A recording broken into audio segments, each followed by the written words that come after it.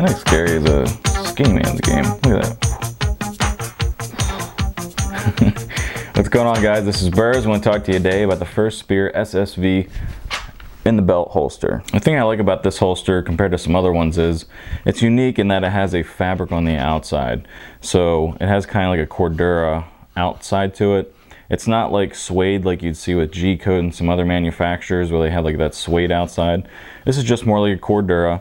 It's nice and soft, so when you're wearing this belt, when you're wearing this holster, it is pretty comfortable because of that fabric on the outside. It has good hardware on it, really good design, and you can change the retention around if you want right here, just by a turn of a screw. If you like it a little bit more tight, you can screw it down a little bit more. If you like it a little bit looser, you can unscrew it a little bit.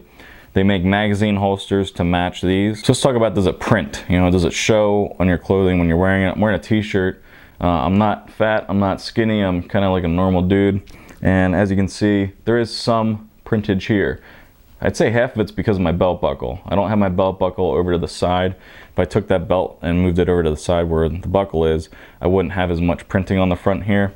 But the one thing I think they can do, and I've seen on a few designs currently with some holster manufacturers, is they use what's called a claw.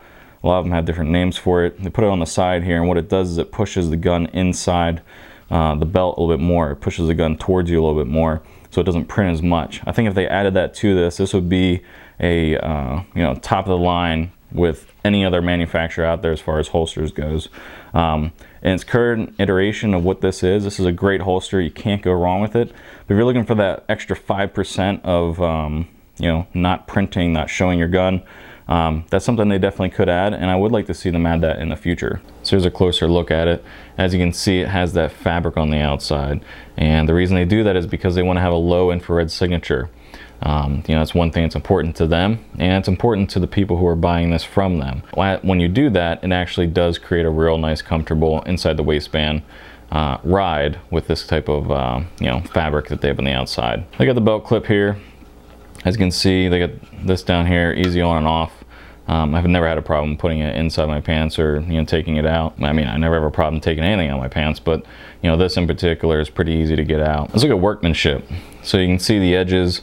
They're finished. They're not off to a super shiny, polishy finish. They don't, take all the super extra time to do all the bullshit that doesn't matter. I don't even want shiny edges for the most part.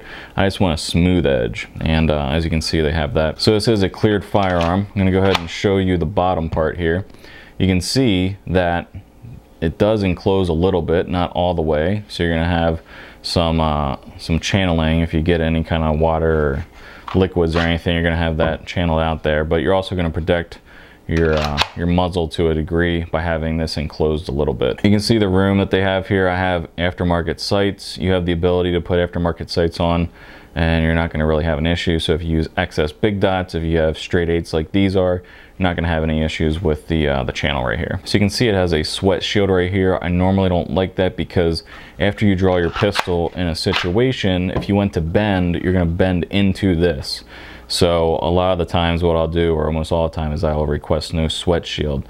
I haven't been able to, I don't see that option on their website, so I don't think they have that. I'd love to see that because I know there's a lot of users and a lot of people I talk to that don't care for the sweat shield. Some do, some don't. It's personal preference, but I think that definitely something that would be a positive option that they could add to this line of holsters. As far as how it's held up, I've had it for a year. I've carried it multiple times. You can see that around the edges that fabric's gonna fray a little bit. That's just the nature of what you're getting. You're getting a fabric on top of a resin or a plastic, so to speak, and you're gonna have that on the edge just get a little frayed, and there's nothing wrong with it. You can see it's not coming off. It's just a little frayed on the edges, and that's normal even for the fuzz that I get with G-Code or anyone like that who's doing some more advanced techniques. You do an advanced technique like putting something on top of a Kydex or plastic polymer, you're just gonna have that, and that's just normal. As far as retention goes, you can take a Phillips head right here, screw it down, and it's gonna bring it in and give you more retention. If you loosen it, you're gonna get a little less retention, so it's very positive as far as configuration of retention goes, and I like that. As you can see here, this is their magazine carrier you can get as well. Same exact construction. It's pretty much enclosed except for that little bit right there, so you have a little bit of water drainage hole. The one thing that you will get with both of these, if you were to get them, is this little lanyard, so that you can put this on your belt, and it's going to, and what it's going to do is if your belt fails, you have a secondary option, so that if you pull out your holster, it's still going to catch on something. So you put that on your belt, and you have kind of like a backup. I took it off of this because I never had a problem with the belt clip. I've never had a problem with pretty much any belt clip for that matter, especially ones designed like this, you know, catching on as I draw the gun. And you know, I can demonstrate that for you right now with how it, you know, presents out. And I've probably unholstered and reholstered this, I don't know, 400 times already in testing and at the range. I haven't used this at any gun courses yet, but I have gone to the range and practiced over the last year. I have gone to the range and practiced, you know, different techniques and stuff, and never had a problem with this holster. Different colors that they have, you know, they got black, they got coyote, they have like a denim color, they have a ranger green color. A lot of different colors. As far as what guns they make these holsters for, lots of different ones, you know, SIGs, Glocks, H&K, Beretta. They have the 1911s, M&Ps, so a lot of different ones that they cover as far as making these holsters for. You'll have to go to the website and check out exactly if it fits which, you know, specific model you have, but they do have a relatively good list of firearms that they make these holsters for. And I think the price is in line with other holsters, particularly since the fact that they're putting the fabric on here. They're doing some advanced techniques. You know, this holster is around, I think, $85 for this one right here. So it's in line with more advanced holsters with like the G-code shadow, G-code, incog, you know, etc. The one thing with this holster I think they're working on is making one that's light bearing.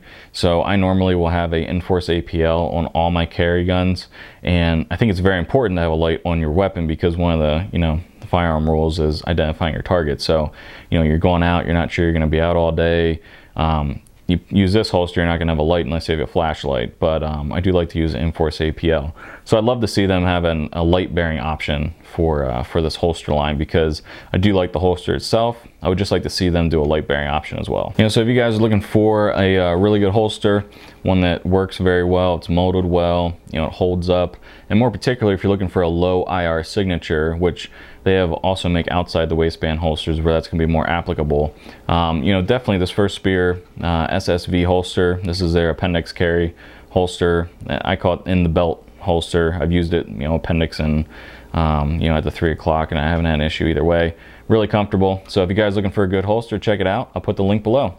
If you guys have any questions or anything, go let me know. If you guys have used this, or you know someone that has, put down below what they think of it or what you think of it, or better yet, make a video about it. And until next time, later.